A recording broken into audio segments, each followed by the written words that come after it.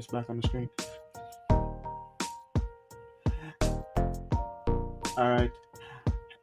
Hello, everyone. My name is Sean. Welcome to another episode of Behind the Comic. I'm Sean, your host, and this series is all about getting to know the creative minds behind the comics we love.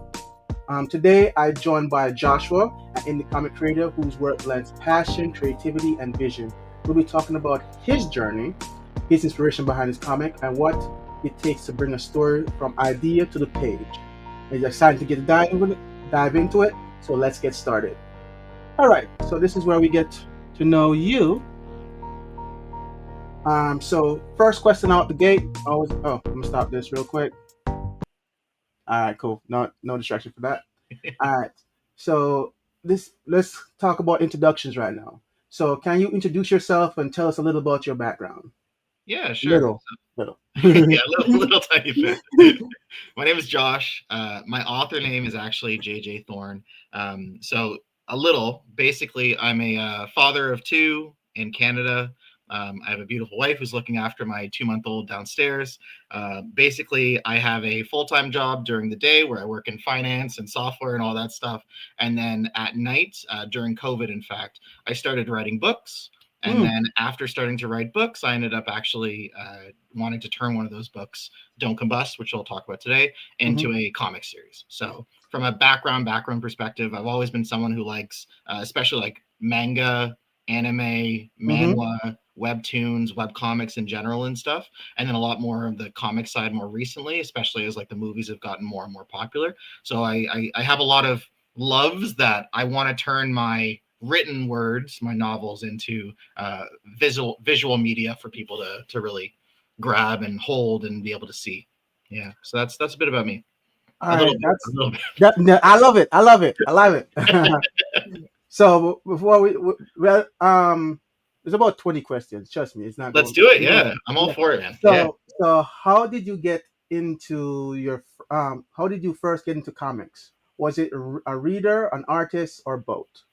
Yeah. So from the comics perspective, it really was coming from that like webcomic world a little bit. So my particular story, I'm adapting it into a webcomic that's now also being adapted into like a comic, so you can actually hold it. So I don't know if you've seen other people do this as well. I do it. So I know Oh, do you exactly. as well? Yeah. So they have a webcomic, and then they get someone like a graphic designer to then turn those long form panels into like a short form panel structured, so it can like fit and accommodate within a comic. So that's sort of where I've come from. I have some comics myself, but a lot of my like reading journey has really started with like digital online media because it's just a lot more accessible, right? So like I like that myself. So the accessibility of digital media has made it a lot easier to sort of like read those types of things. But comics are cool in that, again, you can sort of like hold it, you can see it. It's like a physical piece of art that you can hold I yourself. think we're gonna have a fun time with this conversation because Yeah, let's do it. Yeah, because we definitely came from the DBZ watching sure. anime coming into the online viewing of comics and the Yeah, long form and the need for the short form. Although it's funny because I started off in short form because I wanted this a book, but then I realized that I had to switch it to make it the long form to make it more digestible. sure. So I started out first. You probably started from the long version first, and then had to switch back to the short one. Yeah. Well, that's exactly it. And it's funny you bring up DBZ. I think over a lot of people, that was like their initiation, right? Like all It of was. yeah, all of us watching like 4Kids TV or whatever it was in the US. I think you're in the US, so I'm in Canada, like I said. And for us, it was like 4Kids TV, Saturday morning cartoons, or Mm, YTV and stuff like that, where you'd get to watch Beyblade and Yu-Gi-Oh yes. and Dragon Ball Z and all those fun things, and Digimon and Pokemon and all those good things that sort of initiated everybody, right? All right, not a problem. All right, no. So now I'm gonna get into your background. So now we're gonna Sure. spend some time there. So you brought up that you're from Canada, but let me ask. Let's kind of get down to that. So where are you from, and how was your upbringing influence your creative style? Yeah. So I currently live in a town called Burlington, which is very close to Toronto, Ontario. So Toronto is the main city within Canada. In Ontario is the province name. So it's really close to New York. So fairly close to New York. It gets cold, but we also have like really hot weather. From an actual background perspective, my mom's actually from Trinidad and Tobago, and then my dad. Oh, I Yeah. don't. So she's she's Tibagonian, and then my dad, he's white. He's from the UK technically, but like way back. So I'm Mhm, mixed personally. How mhm. that itself doesn't influence me too much. My mom does obviously quite a bit, just by who she Hey, is. I'm Jamaican, so I already know the Trinidad Oh and white no, thing. yeah. So there's that beef. There's that like ingrained Oh beef yeah, between. I'm keeping it. I'm keeping it. No, yeah. So honestly, like that's been so her moving to Canada definitely showed me how to like have a strong parental figure in my life. So Hmm. one thing that I actually this is getting into like my books a little bit as well, Hmm. and in my stories, I always tell my mom, and she gets really mad about this, but in my stories, there's been a few instances where like the mother figure has actually like passed away. Either she's like had something to her, or, like whatever. Okay. And to me, it's because one of the like saddest things that can happen to like someone who's growing up in a coming of age scenario is Uh-huh. losing their parent. You know what I mean? True. Not the concept of becoming an orphan, but really just like seeing that loved one pass. So I've had a couple instances where sadly my mother has has not been there. Oh, sorry, the mother has had to pass in the story because to me that's just a very sad existence for me. So, Your mom must be mad. It's like, why you write me out of your life? oh yeah, I'm trying to be like kind about it, but yeah, she yells at me all the time. She's like, "Why do you keep killing me? Like, why?" I was like, "I'm not killing you. You just happen to the mother figure seems to happens It's like to you need to. Hey, I can tell you're from Canada because it's like I would have flipped that at your mom long time. It's like, don't you see how I'm writing about the fact I don't want to lose you? Like, why yeah." are you so mad? Well, that's exactly it. Yeah. So Do yeah, you want to see there's me grow definitely up? I'm still a kid, okay? What inspires you to start creating comics instead of just consuming them? Yeah. So honestly, it really comes back to the fact that like, so I've written 8 books that are on Amazon. So I've self-published 8 books that are on Mm. Amazon. I've written a ninth. That one's sold to a publisher. And then I'm currently writing my 10th right now that I'm supposed to always be working on, but I find other distractions. So with my first series, that was like a 6 book complete series. I actually sold it to a publisher in China for like a little bit of money, and they started working on it from a long form perspective. But that company went bankrupt. So after they went bankrupt, I sort of got this itch. I knew that I wanted to have an opportunity to bring my stories to life in a long form way. So when I Mm. wrote my third series, Don't Combust, I wrote it really quickly and. When I started writing it very early on, I was already working with a bunch of artists, sorry, to create character designs, to create a lot of like visual depictions of what I was seeing in my head, or at least like seeing that I wanted to see on the page that I'd already written. So from the very beginning, honestly, maybe a month into the journey, I was getting the comics started. So I was start already sending them scripts to get started. So it was really that desire to see that story that I felt so confident in, and I still feel so confident in a manner where I could actually like see the pages brought to life by awesome artists. Really, that's where it came from. So you said you got the itch from when you first worked with the Chinese company about Yeah, turning your thing in land form. So I'm assuming your background is in writing, and you were good at writing the story, but then you like now that you got the itch of someone actually wanting to take that to something, yeah, you then said to myself, "Let me do be that person that kind of be the producer at this point." exactly. Yeah, no, absolutely, exactly. Yeah, it So was you can it was start one. one. I'm just wanting to know you can start from one side and you move to the other. It just becomes where you at. Yeah, honestly, there are so many different ways to get to the same end result. Hmm. You can be someone who's an artist who does the writing yourself and you improve over time. One of my inspirations from a webcomic perspective is actually this story called Tower of God, and it's very Hmm. popular in like the webtoon space. Hmm. And that's something I've been reading for years and years and years. And I only bring it up because that story, the gentleman who does it, his name's Siu. That story, the art was not the best towards the beginning, and it's known for not having very good art towards the beginning. And it's one of those things where over time the actual artists themselves, they improved, the story improved, they got better with what they were capable of doing. And it Hmm. really is a testament to the idea that like anyone can start from anywhere as Hmm. long as you can like persevere and push forward and push through those hard things. And then at that point in time you can always improve, but if you don't start at all, there's nowhere to improve from. And perfection, what do you call it, paralysis analysis. Don't spend too much time in the weeds. Sometimes you just need to start, And sometimes starting doesn't necessarily mean drawing or writing. Yeah. Sometimes it's just me like, all right, let me just see where I'm good at. Let me go talk to some people that does it, and that could be your way of saying, oh, let me try doing one thing they said, and just work from there. Oh, Because that's what I did when I was starting off. I literally was like on Fiverr, and I was just hitting up people that did this stuff. I'm like, okay, can you help me figure out how to do this? And they're like, have you done this here? I'm like, I don't even know what you're talking about. And they're like, okay, before you can get started with me, you need to do this first.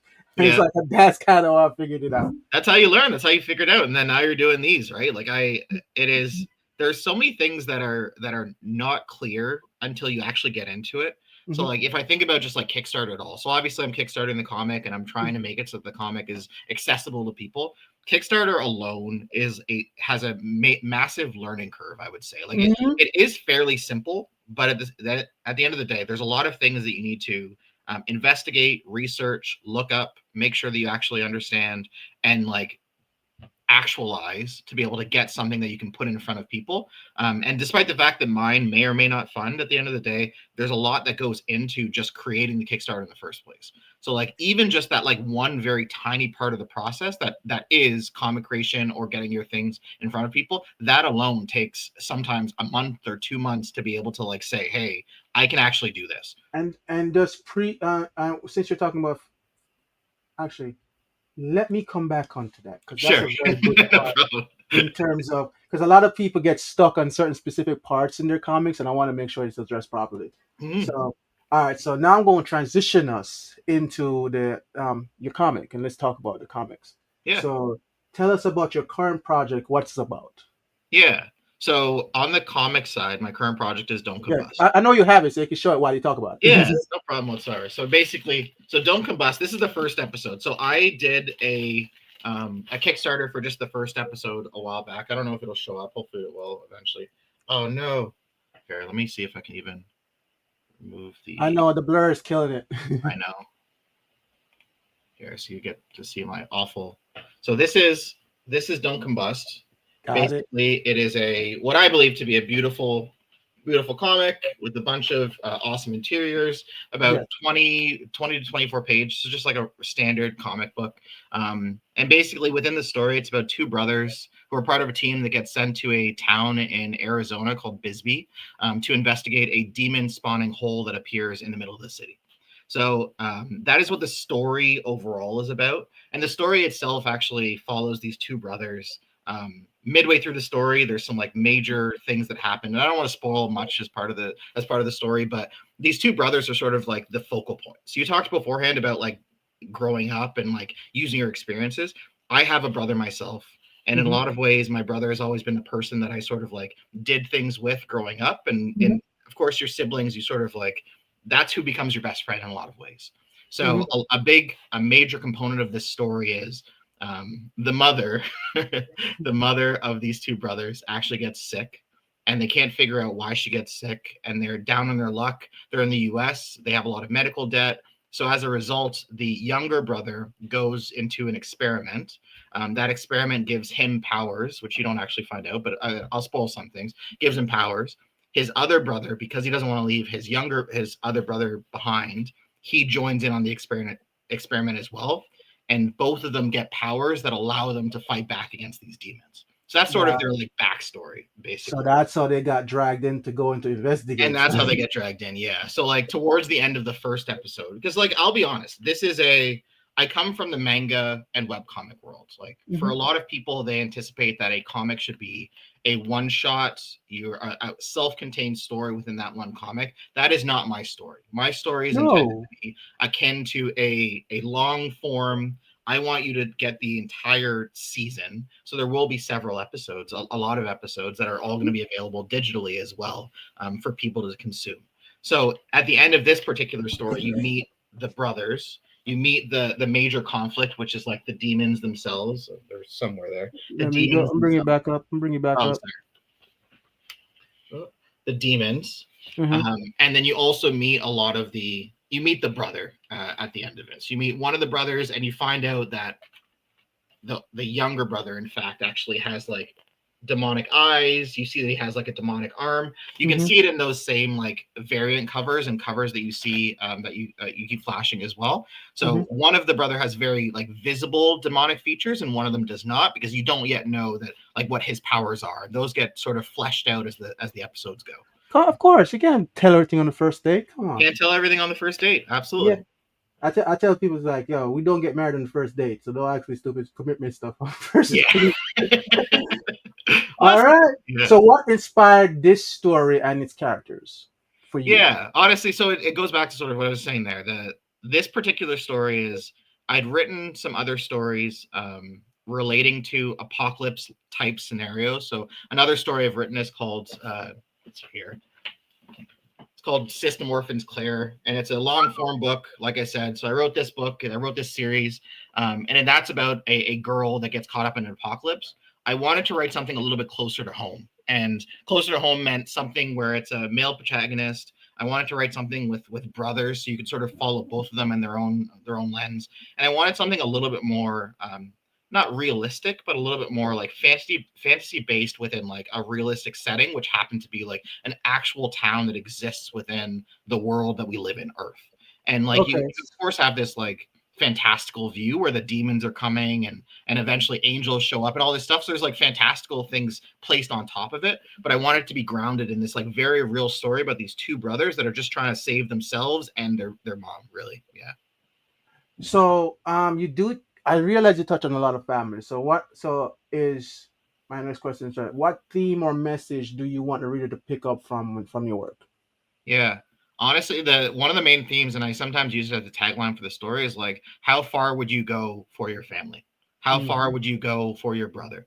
Would you become a demon for your brother? Would you like what would you do to sort of like save your brother? And then eventually it says like, what would you do to save the world? Mm. Because at the end of the day, like I said, like him going to this experimental thing with the science and all that stuff, he chooses to do it for himself, his mother, his family at first. His brother decides to do it for his other brother. So he decides to go down that same path to make sure that his other brother isn't doing it by himself. So at Okay. the end of the day, it's about like banding together to make sure that you're looking out for each other. And of course, it becomes a save the world sort of like scenario down the line. But at first, it's really what would you do to save your brother, and what would you do to save the world? Yeah.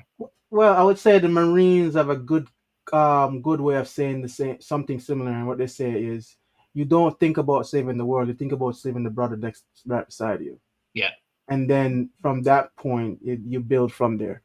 Yeah. Uh, so, what was your biggest challenge so far in bringing this comic to life? I'm assuming we're going to talk about your screen share right now. Maybe, yeah. So I can definitely bring that up. So here, Yeah. let me. Can you see my? You might have to share it. Oh, give me a second. I completely forgot that I had to do that part. Yep. So just to switch it over to this one. Yeah. Mm, mm, mm, mm, mm. Oh, I always have to remove this first, then add it. There we go. So you can see the Kickstarter page. Yeah. Awesome. Yeah. So honestly, I'm attempting to bring this to life.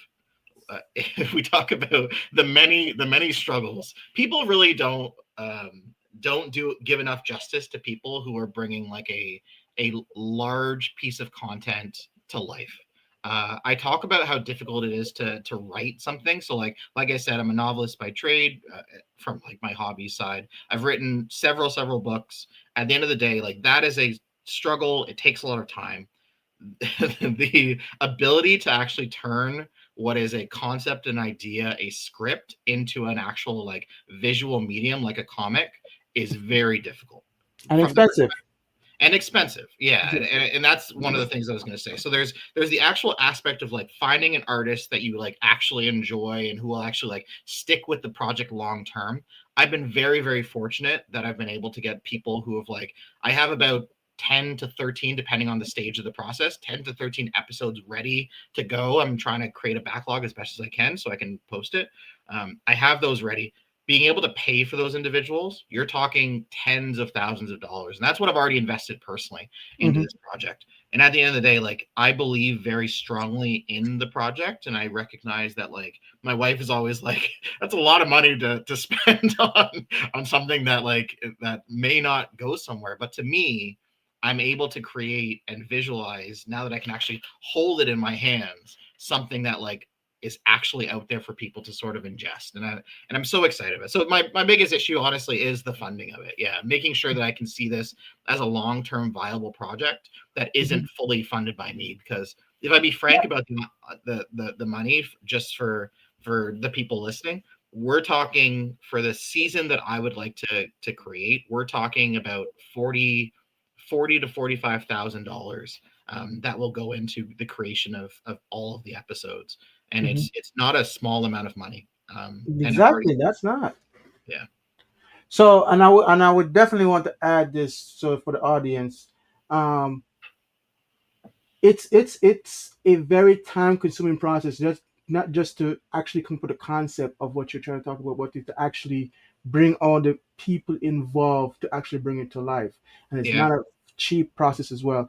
I've gone through the same process as well. I'm down to season two in my own comic, and a lot of it is just had to work with them, stop start over the past what 4 years or yeah so, because it's not cheap.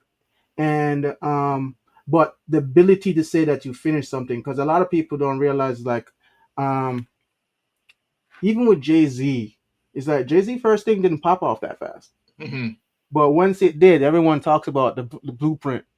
Like, it's like, yeah, but that blueprint took a long time to get to where it is as a status symbol. sure So I would say, uh, I would say me and you come from more like an a scalability approach when it comes to our comics or stuff. So it's like we think long term scalability. So we don't mind putting the initial investment in to get started, but a lot of people don't have that same background where they see, oh, if I have it today, I might not know how to get it tomorrow, yeah but at least I know I have some today. And our sponsors will be one of the reasons that we're bringing that. So we're going to talk about that later. But where can people find your comic and support your work? That's my next question. Yeah, so right now the best way to support my work is through the Kickstarter. So I have 8 days left on the Kickstarter project. I don't know when this will go out, but It's going effectively, out. It's going out now. So, oh, fantastic. and yeah, and you will get the stuff later. Yeah, great. So honestly, I have 8 days left. I'm going to be doing a big push this last week, and I'll be honest with people. Based on the goal that I've set, I do not know if we will reach that particular goal. Some things didn't flesh out for like where the people I wanted to sort of like draw in. A few marketing activities. I spent some money on a marketing company, and I'll actually, you know what? I'll call them out right now. I no, I can't call them out. You never want. I'll I never want to keep the burn. names out. Keep the names out. But just say Yeah. using a marketing company is not I was necessarily very the best close. way I to was very do it. close. You never want to burn bridges, but yeah, there's a particular marketing company that I spent about $500 on. So that's why I raised my goal by an additional $500, and I haven't received a single backer from that particular marketing effort.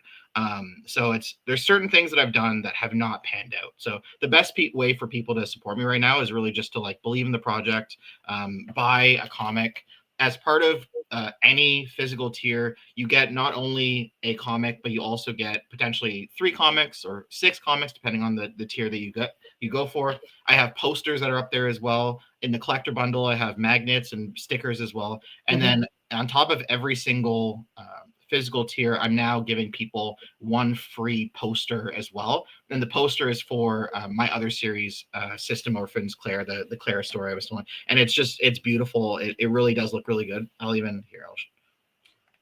It's- Here, let me. So it looks like this. So this is some of Oh, I seen this. I was like, "What is this?" I saw you posted in the group chat. Mhm. yeah. So like this is one of my favorite pieces of art that I have. It's actually by the artist that has done all of my covers for my like full length novels. So I don't like giving it away, but at the same time, like I really believe in my Don't Combust Kickstarter, and I don't like things to not work out. Even if the Kickstarter failed, I'm still moving Okay, forward. we're not gonna put that out there. No, we're Yeah. gonna stop you right there. We ain't putting that out there. Come on, we no one goes into anything thinking they're gonna fail, and so and I'm thinking the Kickstarter. If anything, I'll probably say you probably should have shot higher just in case, um, because I understand when you get like when people think it's smaller, they're trying to put in this more, and it's like you want to make sure you drag a lot of people. And I understand the pain point when you're trying to do marketing. Sure. I would say this to everyone: it's not is there's two challenges I see with every single product or services that ever been. The first is creating it. The second is distributing it. Yeah. And the marketing side is where distribution becomes a bigger play. And not a lot of people are very good at this part. And it's a labor of love to figure out not just how to do marketing well, but how to do marketing that matches your brand and what you're trying to start. Because not all marketing is fair or good or Yep. beneficial. So I always tell people, um, get the service or the product right first for something that is repeatable and doable. You don't want something that's ridiculously expensive and hard to do, but you're giving it for cheap. And you don't want something that people it's easy to get people to get, but then it's like for example a blank page. It's like how does I saw a funny book where someone said how to read a woman's mind, and it's like the book was like nice cover and everything else in it was blank. So it's like you don't want to have that either.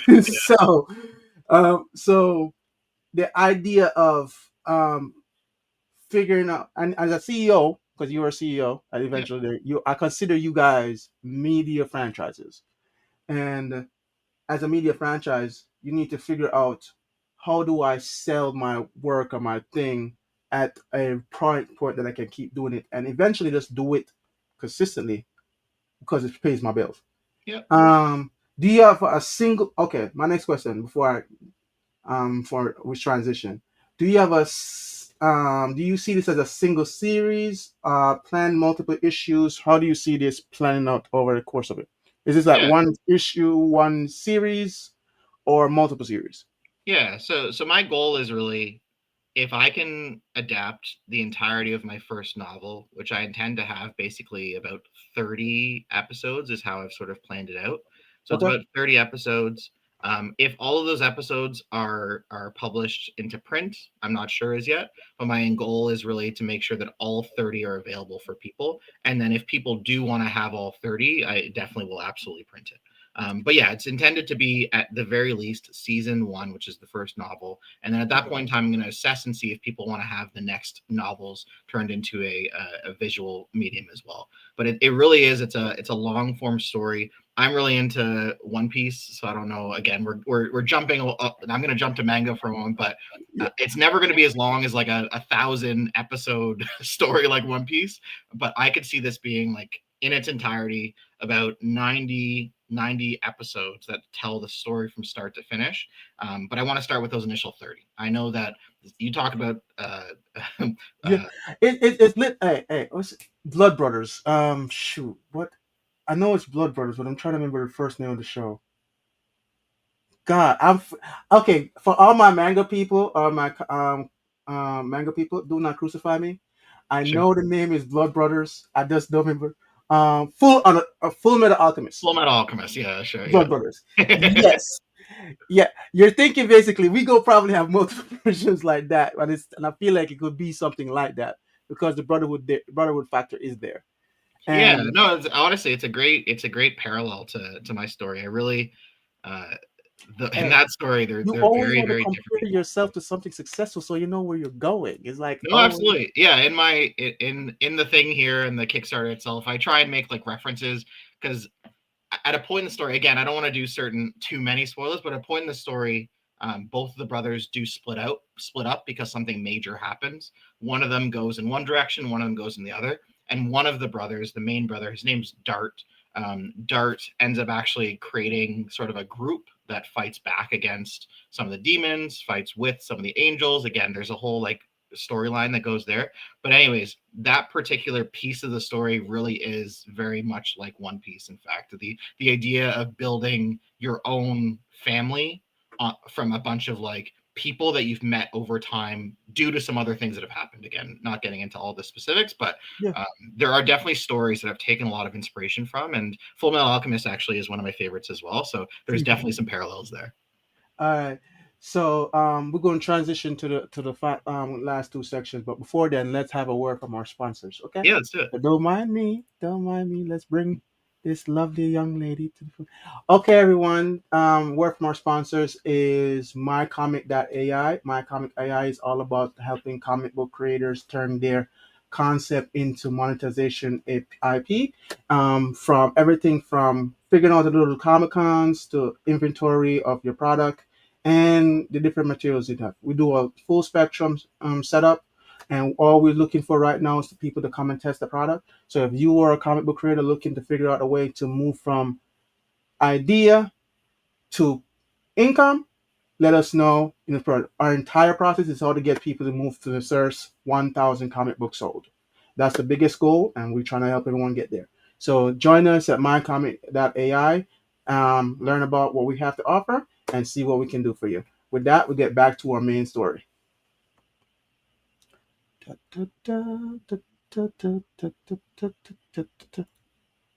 All right, so now we get to go to the last two sections of the story that I like to talk about. And the first one is the shout outs. Who has been helping you most along the way? Mentors, collaborators, supporters. Who are those people for you? Yeah. So honestly, I'll. So obviously, I should start with my artists. I have two fantastic artists. One is called Marinita. They're on Instagram. The other is Will Tangen. They're on Instagram as well. They've done all the interiors themselves, and then they also have done some of the variant covers. They are fantastic. I talk with them very frequently because we're working together, and they're awesome. The fact that they've been with me for 10 plus episodes behind the scenes, and we are continuing to work together has been awesome. One's in like Venezuela, one's in South Africa, and they've been amazing partners as part of this process and fantastic people overall. Honestly, it's great. They know about I have kids. They've seen pictures of my kids. It's been great to create these friendships with these two awesome people. Beyond that, in the comic space itself, I one of my favorite things about just like all of this process is just the art.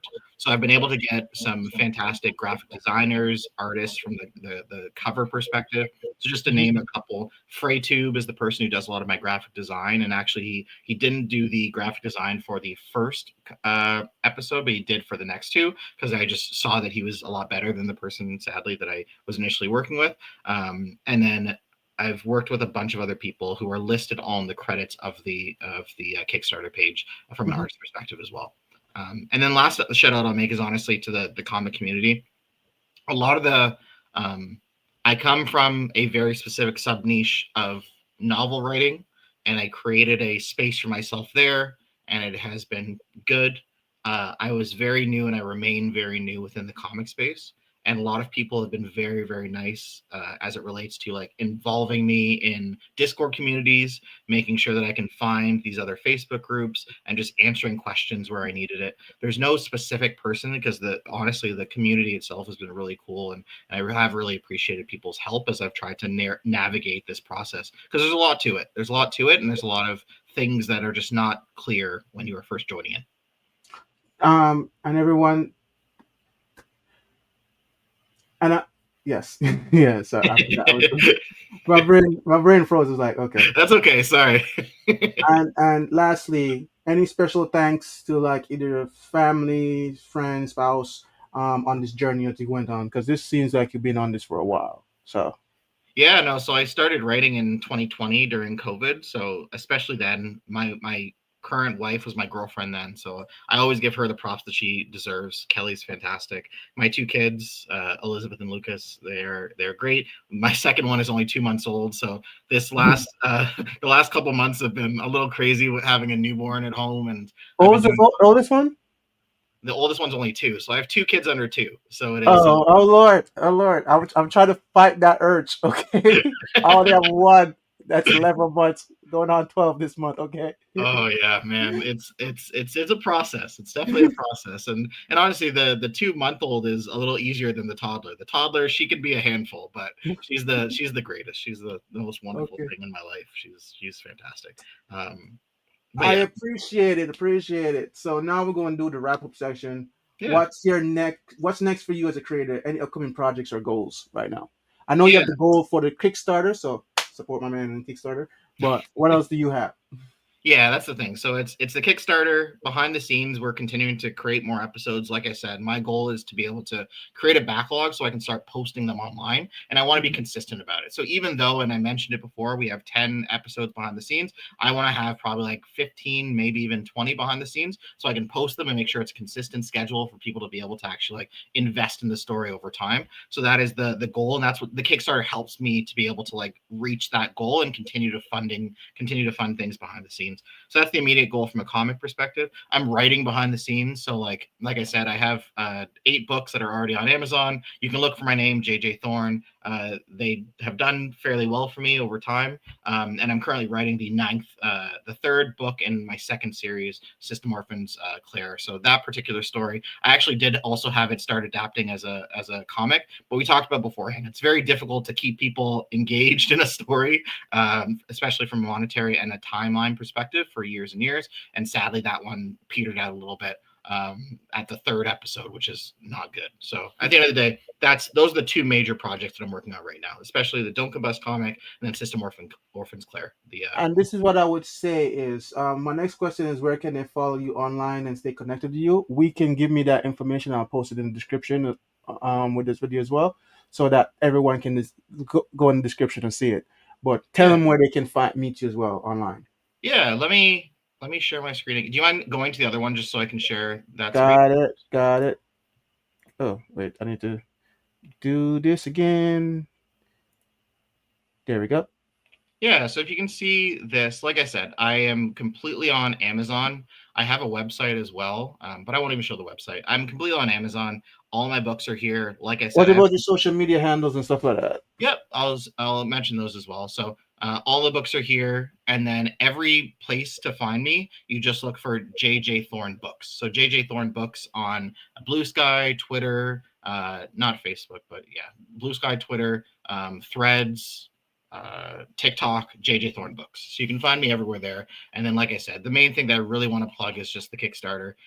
This is not the end of me. I will be back in Kickstarter, whether or not, but I'm not going to say that. And Kickstarter is really, I've found some great success there, and I'm very, very fortunate that all the people have given me these backers. I can't thank them enough already, and I'm just hopeful for more as we move forward with the campaign as well. All right. So the last question I have. All right. This is where I ask you to think deep and come up with the most condensed version of how you would like. What advice would you give an inspiring creator who is starting their own project?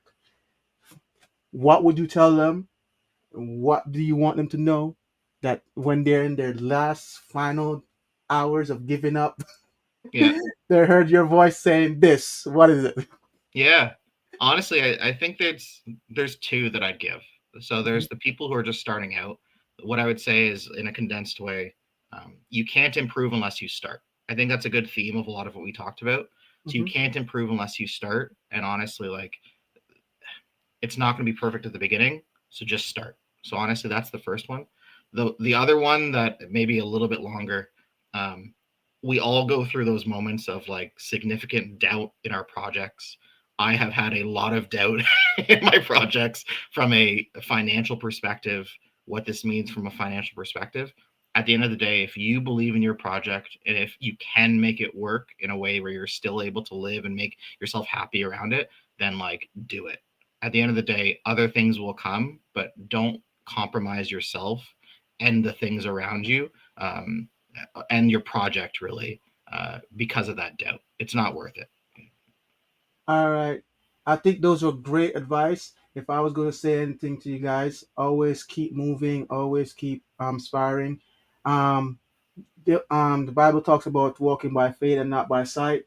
And this is definitely one of those journeys where you're not seeing the people that, because for example, some people might think they're not getting a lot of views on their books because they're not able to see who's viewing their books. You don't know if Elon Musk himself is reading one of your books. You don't know that.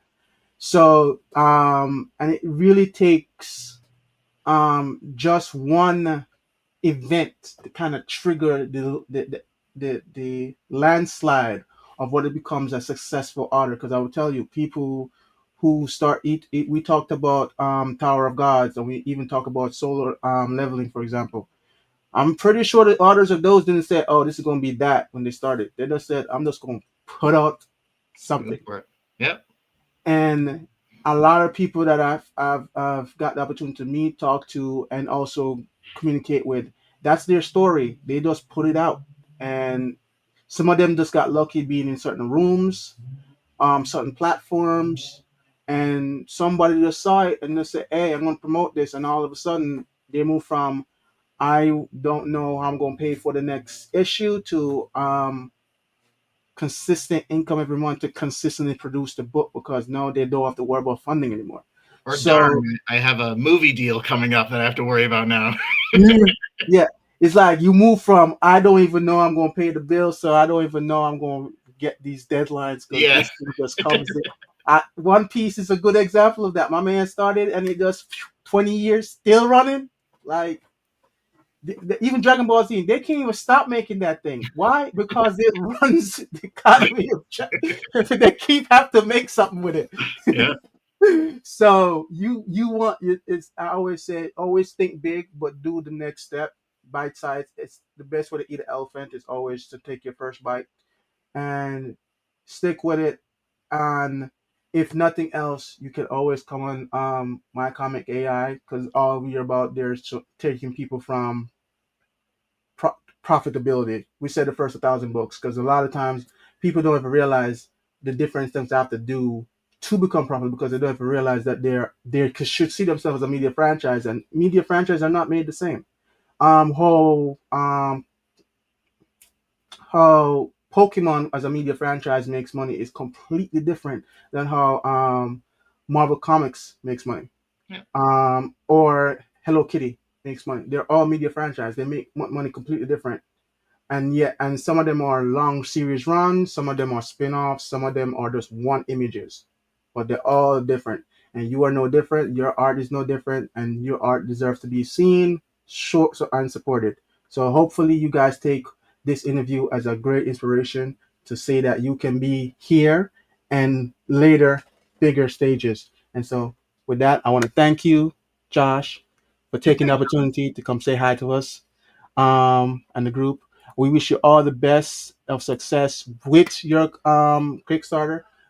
We and I hope my audience as it grows will see this and see it as a great dude to support. And hopefully next time we'll be talking about not just your next project, but also the funding cycle that established because now you just have a running model that works and then you can teach everyone here because that's gonna be. I look forward to having that exclusive. He's like, this is how I make money Man, now no, because I enjoyed talking with you, man. So honestly, I'd be happy to talk again. And then, like I said, this is not the end in the slightest bit. I have a lot of plans for this story, and I really just this is just the beginning at the end of the day. So I appreciate you having me on. I'm love the fact that you had on. All right, guys, I thank you for the opportunity. This is another season. This is another episode of Behind the Comic with Sean. Thank you for your love and support, and until the next episode, peace.